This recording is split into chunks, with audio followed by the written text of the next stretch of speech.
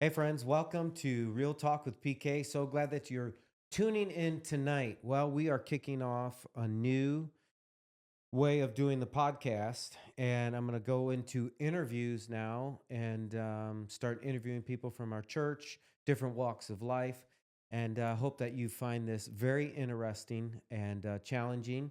It will build your faith, challenge you maybe in some of your views of some of the guests that I have to interview, but I think it's going to be great, and we're looking forward to it. And so tonight is my first night that I'm interviewing a guy named Patrick. He is from our church, a wonderful man, and has given his heart to Christ about a year ago. And he has a fascinating story. And I met with him a couple of times over breakfast, and he just really poured out his life and gave me his testimony. And it was so moving. I wanted you to hear it about the saving grace and the power of Jesus Christ. It is real. And so we're going to explore his life tonight and maybe carry this on to next week. Um, but it's a story of restoration. It's a story where God brings and restores Patrick from literally the depths of hell. He was an atheist. Um, he was an agnostic. Uh, he thought he was God. We're going to get into all of this stuff. New Ageism. It's powerful. You're going to love it. And so, without any further ado, I want to welcome Patrick into our humble abode in our studio. Thank you. Patrick, how Happy are to be you? here. I'm doing well. Thanks for being here. How was your day? Busy. I've been working all day, so I'm glad Yep. to not have a laptop in front of my face. Yeah. But yeah, Nice. happy to be here. Great. Well, let's get into this. I kind of told the audience a little bit what your life was, so I want to go through your childhood and your teenage years and all the things that you went through. It's a fascinating story. I think a lot of people are really going to find it interesting and encouraging. And maybe people who are listening are struggling in their faith and they don't know if God is real. And I think you can answer that question for us tonight because you've been through it. You've Yeah. been through the questions and the whys. So if you don't mind, let's start there. Um, tell me about your childhood, if you would. Well, that's a big topic, but I had. I'm very blessed in life, but Yeah. I would say I had a difficult childhood. Okay.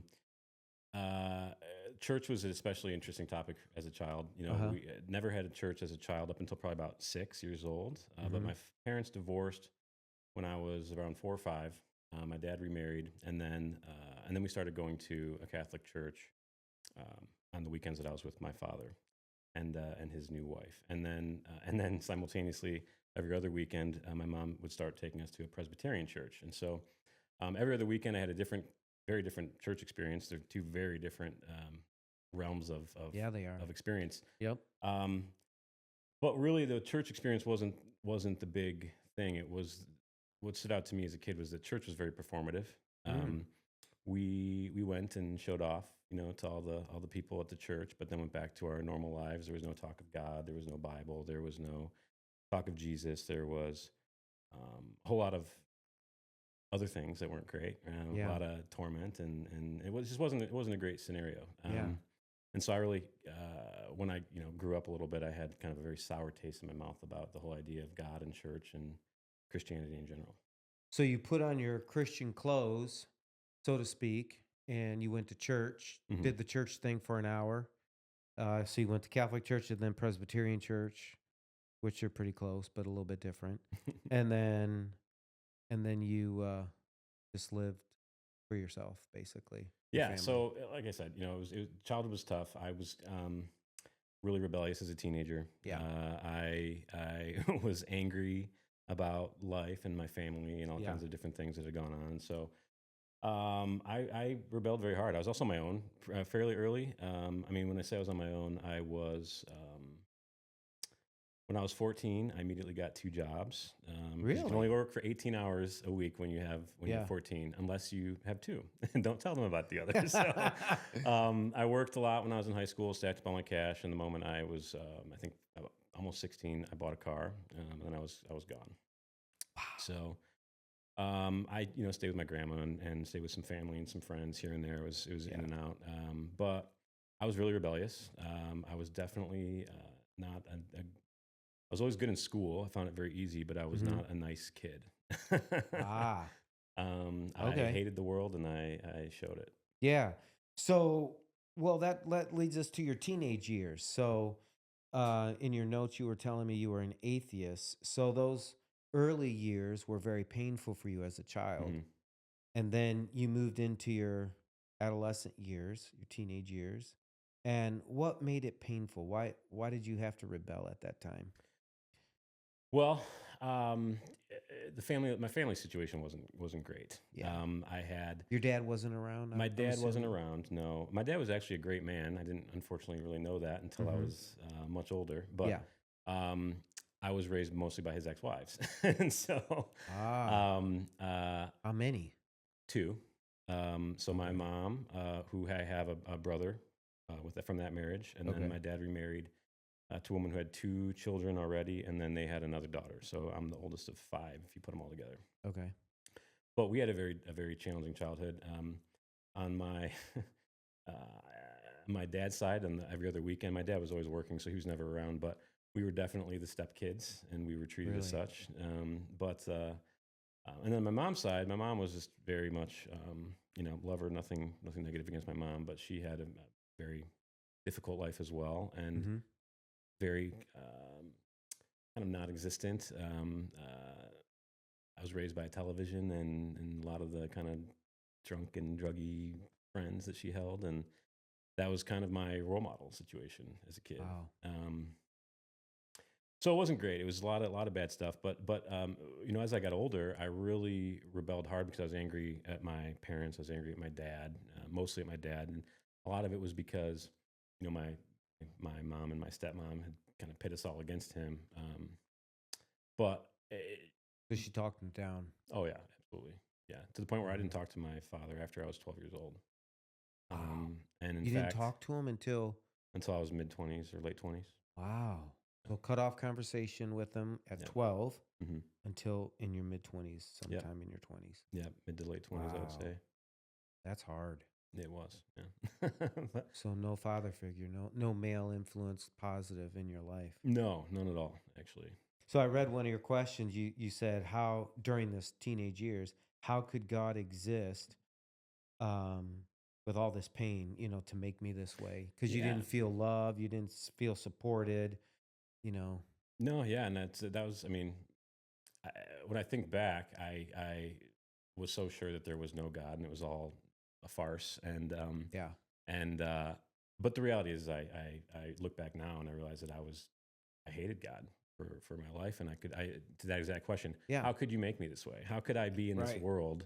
How could Yeah. this be my life? And I say all this now, and it sounds like I'm complaining, and that's not No. that's not the case. But uh, I think that yeah, I absolutely I felt that way, and so to me, it wasn't true. It couldn't be true. It couldn't be real, and I Well, let's go there for a little bit. I read in your notes that you read a book and it was called the God Delusion book yeah. from Richard Dawkins. Tell me about that. It's I read is it many books, science but that was one fiction that book or stands something? out. No, that is actually a cited book of science, if you will, Okay. refuting God. Okay. Um, and I read many books like it about science, evolution, all kinds of things. But that's one that really stood out as having written down scientific evidence proving That God that doesn't God doesn't exist? exist. Really? Okay. And that stuck with me for a long time, and it shaped a lot of my kind of later ideas around God, and it also armed me with a lot of kind of talking points, if you will, to refute Christianity Yeah. and be a persecutor of that. So um, Wow. there's a lot of that out there. That's just the one book that stands out the So most. that book stood out. You read it cover to cover. And as you were reading it, could you look back now and say rebellion was building in your spirit against God? You were anti God then because you Absolutely, believed in yeah. this book? You know, what's funny is looking back now, my mind is almost blank on what the contents of that book were, so I couldn't even recite to you what it was in it. But yes, absolutely. I was always looking for answers. I was always Yeah. looking for truth, but I was also looking, I think now, to validate my feelings on the matter, right? And here is a book proving with data and charts that I was right. And Yeah. so I felt very much vindicated and empowered by that, Yeah. if that makes sense.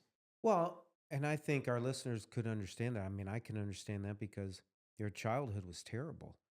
You had no father. You're in between two mothers and their boyfriends, and they're having kids. And so your step brothers and sisters and chaos all around. How could a God who says he loves us put me in a situation like this? I totally get it. Um, and maybe there's a lot of people out there that feel like that. Yeah, in your notes, you said I was like Saul, finding every opportunity to ridicule Christianity as a delusion, as Yeah. well as those who believe with lots of science to back it up. Yeah. And you didn't even realize you were being like Paul, because at that time, you never read the Bible yet. No, so I'd never read the Bible. I had read stories from the Bible. I had, the little bit of talk in church about the Bible Yeah, and things like that, but I had really no exposure to it. right. Really, what I knew of the Bible, I realize now, was shaped mostly by TV and the media and the way the media portrays the Bible to be. And then obviously, and then just pairing that with my own church Oh, Lord. experience. Um, you know, How did TV portray God as? it's a joke. It's It it's is. it's So satire. you're talking, yeah. Okay, got you. Like Yeah, Saturday Night Live, yeah. TV preachers. I mean, even subtly. You know, it's funny. I was watching a show um, in college. I remember watching the show, and there's this subtle commentary about the Old Testament, for example, Yeah, and the Old Testament God versus the New Testament God. Just things that distort the reality of what it actually is, yeah. um, and then just fed into my disbelief. Um, Wow. so So you're in your teenage years, you're falling hard. You think Christianity is ridiculous and God doesn't exist. So then you get to your early 20s and the agnostic age comes about. So how did you become an agnostic? so I think it was kind of just a lot of experiences. Immediately after high school, I basically moved to Arizona. Oh, so you It was went the out west. farthest place I had ever been away from here, and so I moved out west and went to college there. And Where'd you go? ASU. Oh, I went to Glendale for a little bit. Went to ASU for a little bit. I Arizona spent a State. year in there in Minnesota as well on a work program. I was all over, but in Arizona, I mean, I was aimless. I was going to school for a bit. I was felt completely free. Did you go to Sedona and hang out with the New Agers? Spent a lot of time in Sedona, Mm-hmm. actually. Lots of time in Yep. Sedona, camping and doing crazy stuff in Sedona. So yeah, in those years, I was 17, 18, 19, 20-ish around then, and I found myself in a lot of bad situations, just because I didn't know what to do with myself. Yeah. Right. So I was rolling with the wrong crowds a lot of the time. Yep. I found myself, I was partying a lot, going to clubs a lot. I had fake ID. I was doing everything wrong, essentially, That you could do. everything wrong that you could do. And Amazing, you never got arrested. so I did get arrested. I've never been charged with anything, but I did get arrested a few times. Uh-huh. Um, for possession, Oh, things in yeah. college, stuff like that. Yeah. Nothing violent or anything, but yeah, I mean, lots of just bad scenarios with bad people, and um, there was a point where I want to say it was probably very early 20s, maybe 21, 22, maybe around there. It's all kind of a blur at this point, but I I realized at some point that there was something spiritual there. I didn't really know what it was, but more importantly, I kind of look back at all the horrible things and all the stuff that I've been through and realize like, how did I survive this? I mean, Yeah. how am I sitting in, I look back at, for example, when I moved to Arizona, there's just things that worked out for me that shouldn't have worked out in a Yeah. lot of ways. And looking back at those things, I realized that there's something there. There's something watching out for me or pulling at me. And despite my arrogance and despite me ignoring it, there was something there. And I didn't know Yeah. what it was, if that makes sense. So you read some self-help books, motivational books, Every self-help book because you've you were ever trying seen, to I've cure read it. yourself. Yes. Okay. Um, So what did that do I for you? It gave me a lot of mechanical things to do. It's very positive stuff, to be honest. Yeah. I mean, I had this idea that I wanted to be a good man. I really did, and I felt like I was not a good man. Okay. And I didn't know. Well, let me back up. I didn't know that I wasn't a good man. I wanted to be a good man, and so, but I also didn't know how. Yeah. So I read every book I could find. Every self-help book you've ever seen in the Yeah. bookstore, I read them. And so Yeah. I got them all books. Tony Robinson. Tony Robbins. I mean, How to Win Friends and Influence People. Oh yeah, that's a good I one. mean, good ones, bad ones, some not great ones, but for the most part, positive books. I thought that I could systematize everything. Yeah. I had affirmations for everything. I had a system for everything. And So did you get an engineering degree at college? What? no, I actually didn't finish my degree. Okay. No, I at the time, I actually started. I was working for a dental office at the time, and then I ended up working with a real estate firm that made a little bit of money. Dropped out of school, paid off my student loans, and I honestly think it was the best decision I ever made for myself. Yeah. At the time. Yep. I'd probably still be in debt if I hadn't done that at the moment. But anyway, so I didn't finish my degree. But I saw a lot of great, business and career opportunities in front of me, and so I was really striving to move in that direction. Okay. Yeah, because it said you tried to find a mechanical way to be a good person. So creating systems and processes, which I thought when I read that, I thought he must be a engineer. No, but that's a lot of what I do in work is I systematize everything. Okay. But processes everything. Yeah. But yeah, I wanted to find a way, I didn't know. Nothing made sense to me. So I had, a document. I still have a document, actually. It's much simpler than it ever used to be. And it's wildly different than it used to be. But rules for how I would do everything, basically. Right. Rules for how I would live, rules for how I would act. And I couldn't follow any of them. Yeah. And so I always felt like I was failing. But I had a system and I had something to reference to help me compass, if you will, at the moment. That's awesome. So then I got a chuckle out of this because in your late 20s, you put in quotations, "Thou art God." And I read that, I was like, okay. So after many painful experiences, bad relationships, run-ins with the law, situations I maybe shouldn't have survived, I realized something was there spiritually, but couldn't put my finger on it. And I realized that I was repeating the same problems because I wasn't learning from the past lessons. Mm-hmm. So kind of tell me about that. You read a book, a famous book called Stranger in the Strange Land. Mm-hmm. What was that about? So, this interesting book. This is a science fiction book, and it's one of many, many books that have a very similar theme to it. But it's the one that stands out the most in my mind. It's one that I've read over and over again. Okay. But it's written by Robert Heinlein. It was written, I want to say, in the 1930s or 40s. Mm-hmm. So it's actually had also Elon Musk heavily influenced by this book. In fact, the term Grok, which is the name of his AI platform, came from this book. Oh. In this book, the term Grok is a Martian term for understanding something so deeply that it's like you become a part of it, essentially. And wow. And that's what the word Grok means. So this book, Stranger in a Strange Land, is a book that it's basically a science fiction book about an expedition to Mars. And Is that why he's so fascinated with Mars? it could be, it could be part of it.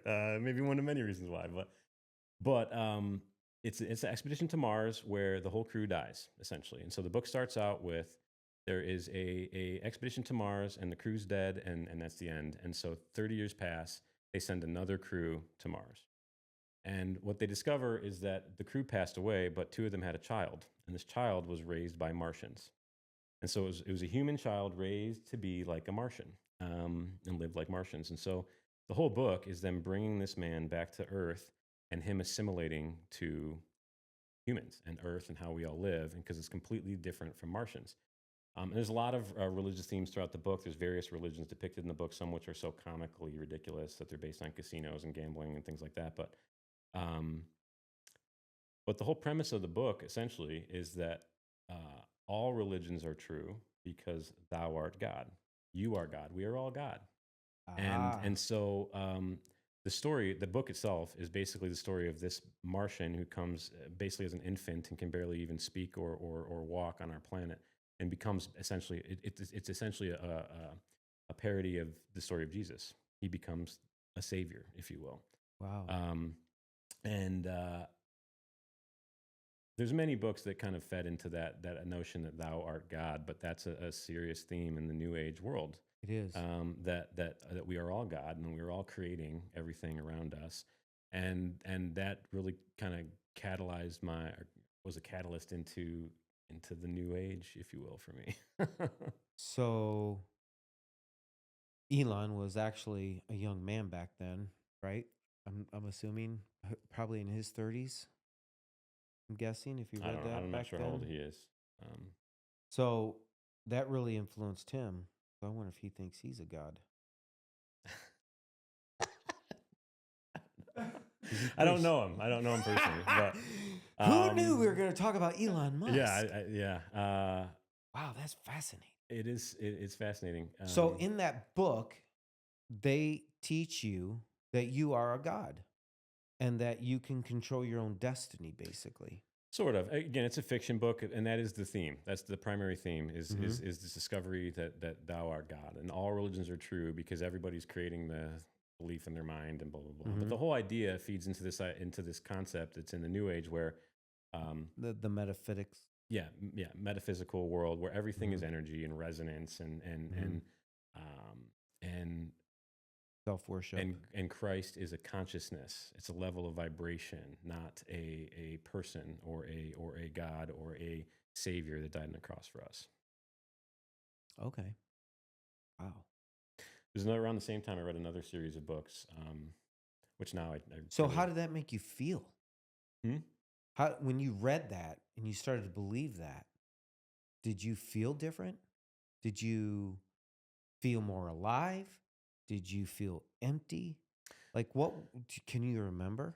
It's hard to remember what I felt at the time, but I don't know that I felt empty or more alive. I think I felt more like I had an understanding of something that I didn't really understand. I felt like some of my beliefs were justified. I felt like maybe this is pointing towards the truth, and I think I felt more curious than anything and started exploring more other things. There's another, there's lots of books around vibration and energy and other stuff. There's another series of books. Blanking on the title right now. Well, you started studying meditation, yoga, and Buddhism along with this when you thought you were a god. So that's so funny. So I am. He's not going to let you live that. I know. So what happened there with, about this book from Russia? You were enamored, Ringing Cedars. Yeah, so that's a little bit later, but yeah.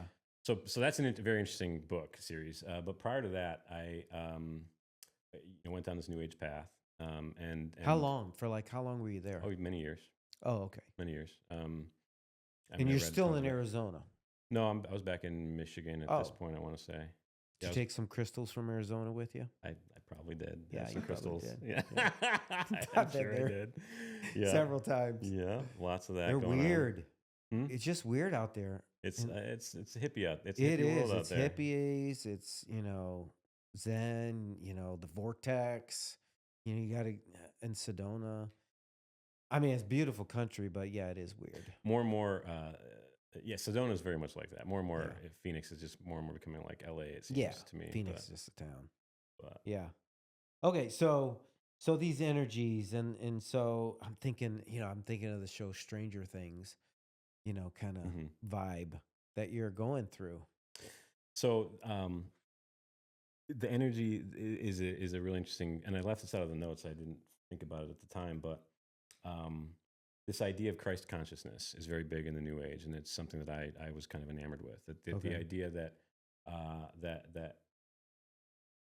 that Christ is a frequency, if you will, Really? of consciousness, Okay. and that um, we are all in this kind of diminished, low vibrational frequency, Mm-hmm. and waiting to get elevated into this higher frequency of Christ consciousness.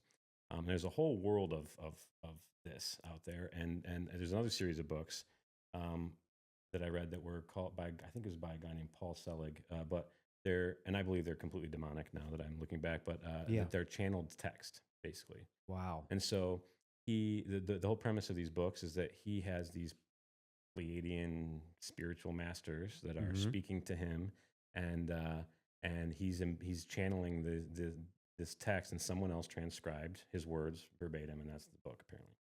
But the whole idea is this concept that we're all moving into this level of Christ consciousness. It's all vibration, and it's all about energy and resonance, and it's all farce. Right. But It's another tier exactly, that you can get to. Okay. yeah, and honestly, a lot of that kind of still fed into a lot of the science because I think we're in a point now where science does show that everything is vibration and everything is Mm-hmm. energy, but It it's is. not separate from God. It is, in fact, I think a great explanation for God and a lot of how God Yeah. operates.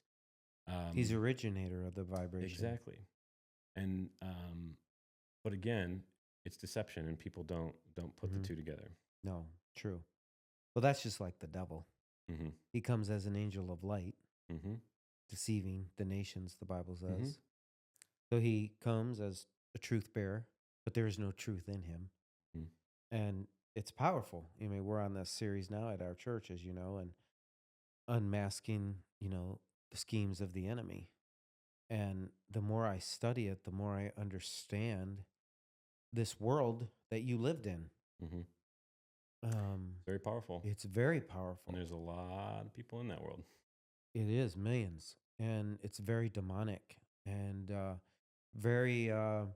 It puts people in bondage, Hmm. severe bondage.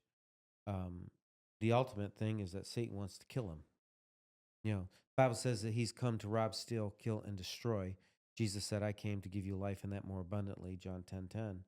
So, but you read these series of books, so you're this new age thinking, God thoughts and whatnot, and that you got control of your own destiny. And then you come across a book, a series of books actually, from Russia, and it's called Ringing Cedars of Russia. And you said the most effective lies are 90% truth. Yeah. So I would say that's explain true that. for almost everything. Yeah, I think Almost so all the too. deceptions that I believed in my life, I would say Yeah, that the reason they're effective is because there's a lot of truth in them. yeah, But there's a twist. There's there that is a twist. deception, and that deception is what pulls you away from I God. mean, it sounds like a great title, Hmm. The Ringing Cedars of Russia. What was that about? So there's I think 8 or 9 books in the series. This is, again, it's written it reads like fiction, but it's written Fiction, as a true account. like Lord of the Rings thing, dark N- versus light. no. No, This is a supposedly a true account of a businessman, basically in Russia, in Novosibirsk, Russia, okay, who traveled up the Orb River, basically into the Siberia to do trade and sell things to the local tribes people okay, along the river. okay, And at some point, he got lost and met this woman who lives in the Siberian forest amongst the cedar trees, and she's basically like one with nature. oh, And so She's a she's, goddess. I mean, very much that's how it's portrayed. Okay. Yeah. And Long hair, flowers flowing in her yeah, hair. Okay, yeah. gotcha. But the squirrels feed her nuts and stuff. Uh-huh. I mean, like, honestly, Oh! I mean, if you were so honestly, the way this person lives in this piece of the Siberia and the way she explains it, it's like it's almost like if you were to imagine how Adam and Eve lived in the Garden of Eden, Yeah. this would be the description, essentially. Yep. And it was it's kind of a powerful story, but the whole story is tying, honestly, in 9 books, tying all kinds of different concepts from the metaphysical world to the New Age world to Christianity to Buddhism in different themes and concepts, basically explaining life, right? Mhm. Explaining the world. Again, deception, but Deception. Yeah. very powerful, very powerful. Mhm. And it just again fed into the New Age. Yeah, because I think that's what the enemy wants. He wants people in our world to think that there are many ways to happiness, Mm-hmm. many ways to the path of God. Mm-hmm. They don't explain what God, they just say a God, Mm-hmm. not the God of Abraham, Isaac, and Jacob, just God. Well, There are many paths to truth. many ways, but almost all of those deceptions point to it's you, it's me. Yes. That it's up to me to go get happiness, Yes. and that's not true at all. Correct. No, it's not. So, okay, so you read this book and you really liked it. Oh yeah, I shared it with everybody I knew. Yeah. Wow. Okay. So you're spreading the philosophy of the enemy because you're a god, right? And what I liked in your book or in your notes is you said it shaped my philosophy and it became another weapon in my persecution against Christianity. Mm. Explain that for me. I cringe when I hear you say that out loud, but I know, but that's what you wrote. I know. Because this series of books has its own version of many biblical stories. Yeah. Its own creation story. Okay. Very much tied to the biblical story. Its own story of Moses and Pharaoh. Okay. And interactions there. Its own story of Egypt. Its own story of own kind of manipulated story of Jesus in a way. Okay. But basically, it still though diminishes Jesus to being another figure like the Buddha or like any other Muhammad. Basically, all these dead spiritual fakes, if you will. Yeah. So Right. Spiritual gurus. yeah, That died. and So how did that become a persecution?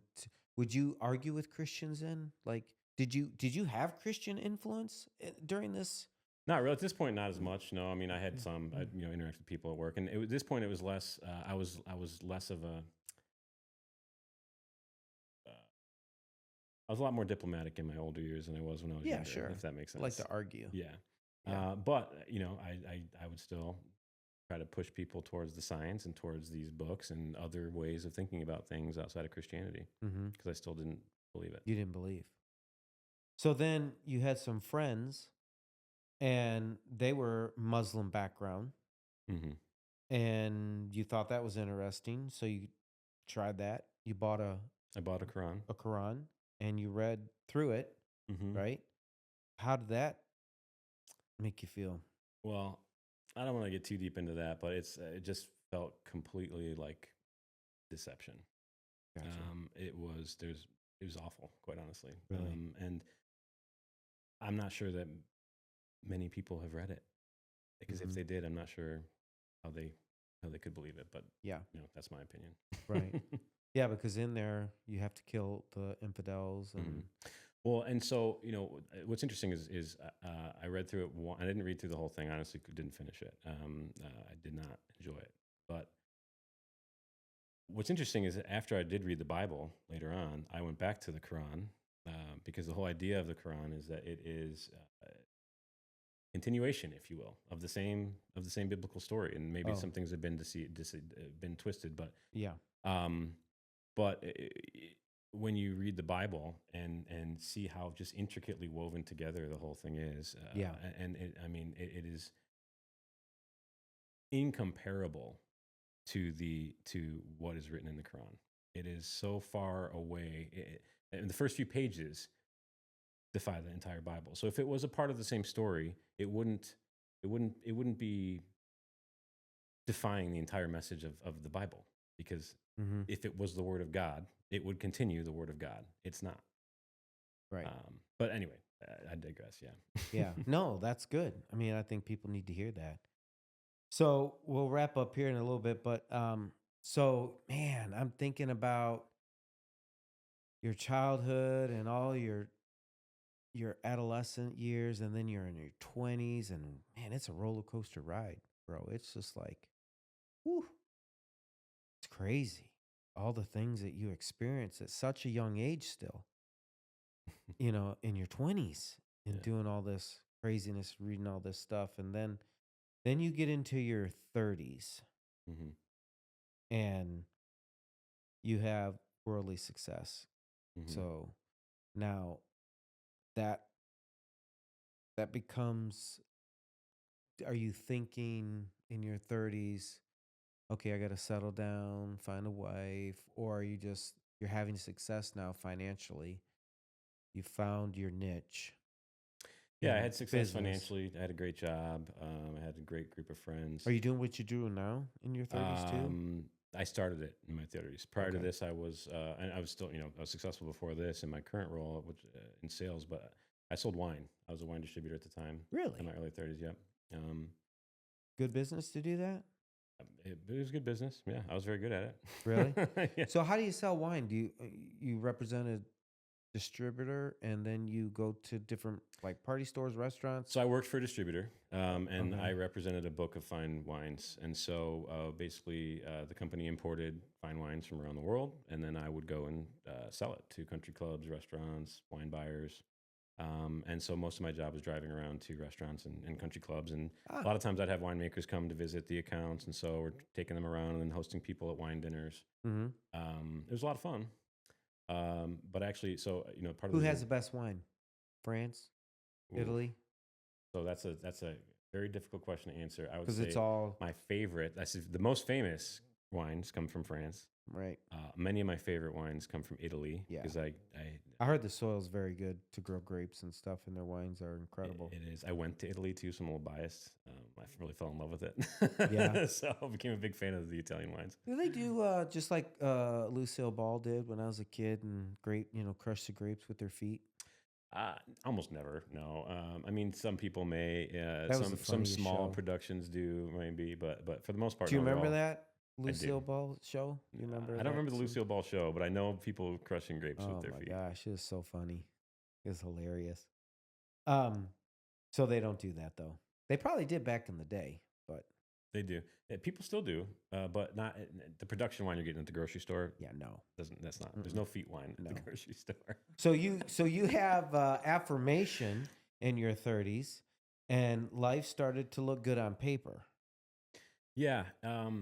So it was an interesting time. I had at this point rekindled my relationship with my father, and um, we actually got pretty close. And then he ended up passing away from cancer in Oh, 2018, and so that really changed my perspective on a lot of things. And so um, I'd say that was kind of a big push towards a lot of change in my life. One of those was I got out of the wine business. Didn't want to drink anymore. So I got out of the wine business and got into tech. And so that's why I'm in nice. technology now. Yeah, And so a lot of things changed after that. Um, but yeah, on paper, everything was great. My but you were still empty. Still empty. Yeah. Had a great social life, Lots of friends. lots of friends, I was successful. I could do whatever I wanted, really. I felt very free, but um, still very mechanical. Still had my list of rules. That you were following. Yeah. You're a good human, Yeah. right? More or less. Yep. That's debatable, but Yeah. yeah, Well, you thought you were, I thought I was. right? According to God's standards, you probably weren't, Yeah. No, I was not. but you were being successful. You had friends. You living the life, the dream, so to speak. But there was still that void, still that Mhm. emptiness. And then your father died, and did he know the Lord, or He did. Yeah, he believed. so he was a believer? He was. Yeah. When did you find that out? When you I knew my whole life he was. Okay. He was involved. I mean, in the same Catholic church that I went Mm-hmm. to for those Okay. few years as a kid, up until he actually, to be honest, there was a lot of, I think, political stuff going on in that church, and so I think he got very disillusioned with the church Okay. in the last few years before he passed away. So I think Yeah. he stopped going to that church several years before he passed away. But yeah, he was a believer. Wow. Awesome. That's great. Well, I think this is a good spot to stop because we're running out of time. But next time we pick it up, hopefully next week, we'll get into where the Lord began to show you His goodness. It's powerful transformation in your life, and I think that's the most exciting part of your testimony, in my I would opinion, agree. is how you came into the truth of the gospel and how the gospel really radically changed you.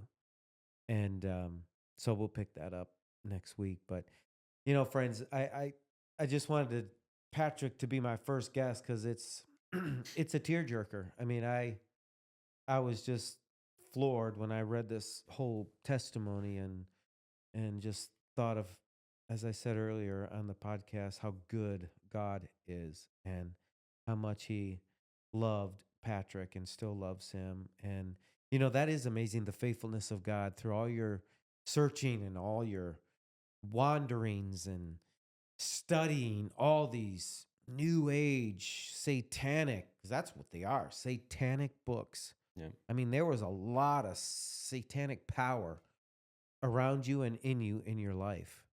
And yet God reached down. And so that's what we're going to talk about next week, friends. So hope you find this podcast interesting tonight and share it. As always, ask you to do, please share and like it for us on our YouTube page. We greatly appreciate it so very much. Thank you for tuning in tonight. And we'll see you next week, Patrick. And we're going to finish up this powerful testimony. Share it, like it, tell people about it. And friends, as I always say, let's keep it real.